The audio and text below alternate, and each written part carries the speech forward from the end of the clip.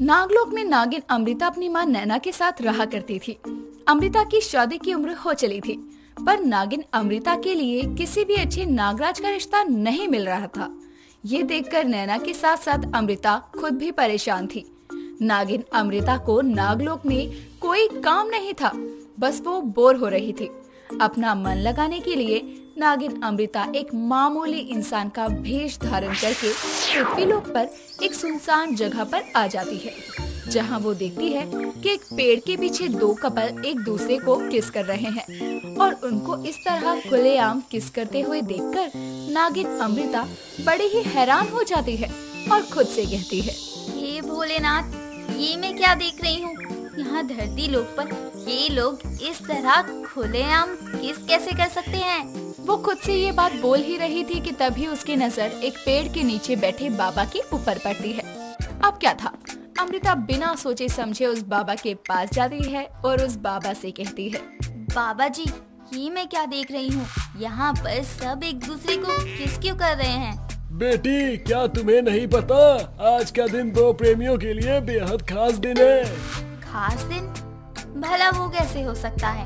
और अगर खास दिन हुआ भी तो क्या वो अपना खास दिन यूं इस तरह खुलेआम एक दूसरे को किस लेकर मनाएंगे? अरे बिटिया, आज चुम्बन दिवस है और आज के दिन जो प्रेमी एक दूसरे के साथ चुम्बन दिवस मनाता है वो हमेशा हमेशा के लिए एक हो जाता है, या यूं कहे तो वो दोनों एक बहुत ही गहरे रिश्ते में बंध जाते हैं। आज के दिन अगर तुम भी अपनी प्रेमी के साथ ये दिवस मनाओगी तो तुम भी अपने प्रेमी के साथ बहुत ही प्यार भरे रिश्ते में बंध जाओगी। पर बाबा, मेरा तो साथी या प्रेमी है ही नहीं। मेरी तो शादी की उम्र भी निकलती जा रही है, पर देखिए ना तो मुझे मेरा प्रेमी मिल रहा है और ना ही मेरा पति। अरे बिटिया, जरा तू अपना हाथ तो दिखाना, क्या पता मैं तेरे हाथ की लकीरों में देखकर तुझे बता सकूं कि तेरा प्रेमी इस दुनिया में बना भी है या नहीं। बाबा के कहने पर अमृता अपना हाथ आगे बढ़ाती है। अब क्या था, अब जब बाबा उसके हाथों को देखते हैं तब बाबा उसकी शक्ल देखकर हैरानी के साथ उससे कहते हैं, तुम तो एक नागिन हो। हे भगवान, बाबा को तो पता चल गया कि मैं एक नागिन हूँ, पर कोई बात नहीं, मैं बाबा को सब सच बता दूंगी कि मैं यहाँ पर किसी को कोई नुकसान पहुँचाने नहीं, बल्कि मैं तो यहाँ पर सैर के लिए आई हूँ। पर यहाँ आकर तो मुझे कुछ अजीब सा ही पता चल रहा है।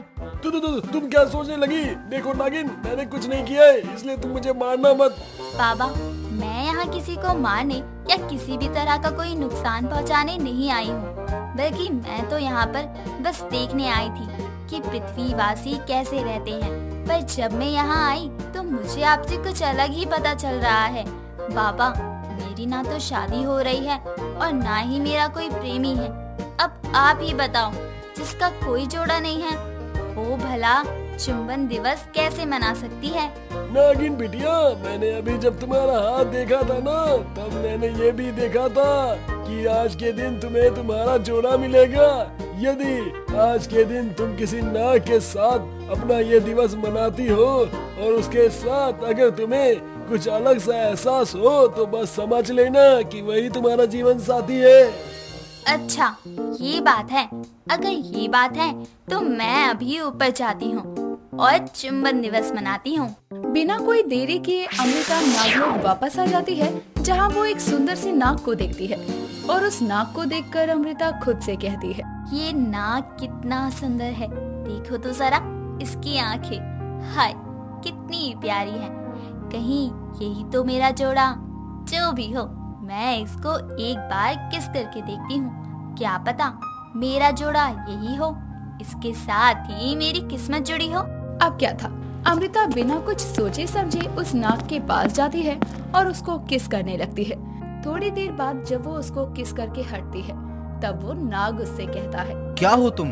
नागिन, मैं एक नागिन हूँ, नागिन। वो तो मुझे भी पता है कि तुम एक नागिन हो, पर तुम ये क्या कर रही हो?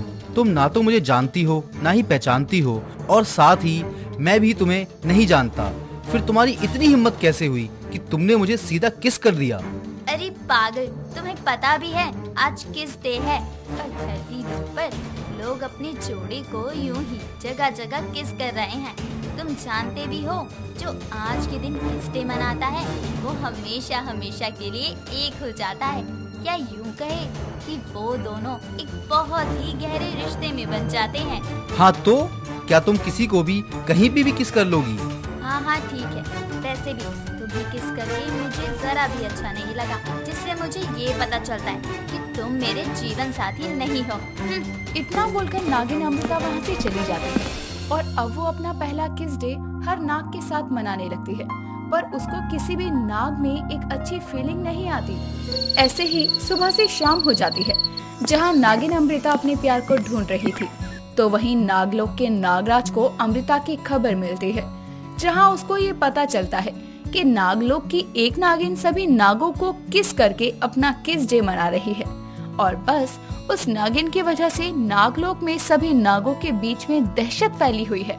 ये जानकर नागराज दक्ष को बहुत अजीब लगता है और वो खुद से कहते हैं, भला कोई नागिन ऐसे कैसे कर सकती है? वो एक अनजान नाग को किस कैसे कर सकती है? जो भी है, मुझे इस नागिन से मिलना ही पड़ेगा। इतना बोलकर नागराज दक्ष अपने सैनिकों के साथ नागिन अमृता के पास आते हैं, जहां वो देखते हैं कि अमृता एक और नाग को किस कर रही है। उसको ऐसे देखकर नागराज दक्ष बोलते हैं, रुक जाओ नागिन, आखिर तुम हो कौन और इस तरह तुम सभी नागों को किस क्यों कर रही हो? नागराज दक्ष, आपको नहीं पता कि आज क्या है? नहीं, बताओ क्या है? नागराज दक्ष, आज किस डे है और आपको पता भी है आज के दिन क्या होता है?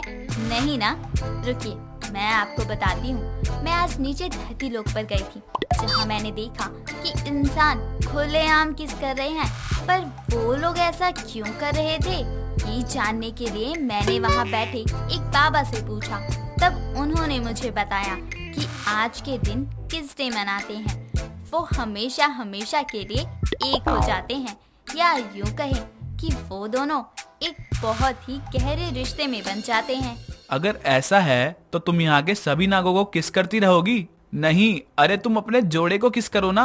नागराज, मेरा कोई जोड़ा ही नहीं है, और धरती लोक के बाबा ने कहा था कि आज के दिन ही मुझे मेरा जोड़ा मिलेगा। यदि आज के दिन मैं किसी नाग के साथ अपना ये दिवस मनाती हूँ और उसके साथ अगर मुझे कुछ अलग सा एहसास हो, तो बस मैं समझ लूँ कि वही मेरा जीवन साथी है। बस इसलिए मैं सभी को किस कर रही थी, पर किस्मत देखो, मुझे अभी तक कोई मिला ही नहीं। जो भी है, तुम नागलोक में अश्लीलता फैला रही हो, बस इसलिए मैं तुम्हें कैदी बनाना चाहता हूँ। सैनिक, पकड़ लो इस नागिन को। अब क्या था, सैनिक नागिन अमृता को पकड़ लेते हैं और उसको नागराज दक्ष के महल में लेकर जाने लगते हैं।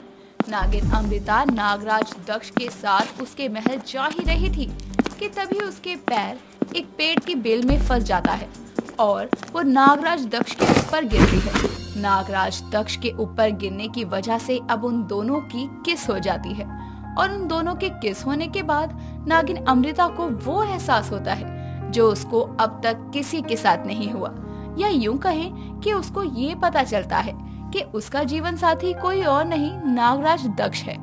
नागिन को ये बात पता तो चल जाती है, पर वो उस समय कुछ नहीं बोलती।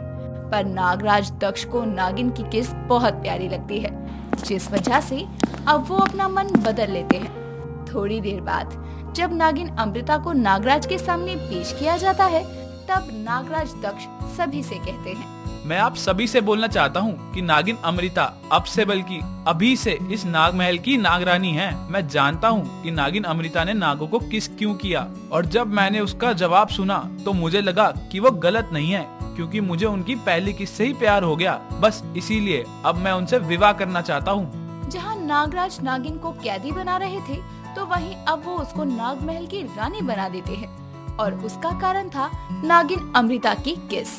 नागिन अमृता अब नागलोक की नाग रानी बन जाती है, और इस तरह से उनको उनका प्यार और जीवन साथी भी मिल जाता है, और उसका किस डे भी बन जाता है।